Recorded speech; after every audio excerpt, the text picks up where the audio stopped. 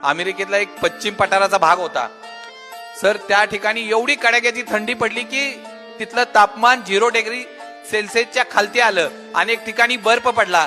बऱ्याच ठिकाणी सुसाट असा गार वारा होता.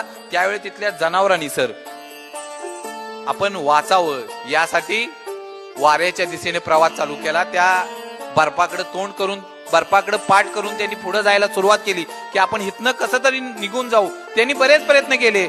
संकटाला सामोरे जाण्याचा त्यांनी प्रयत्न केला.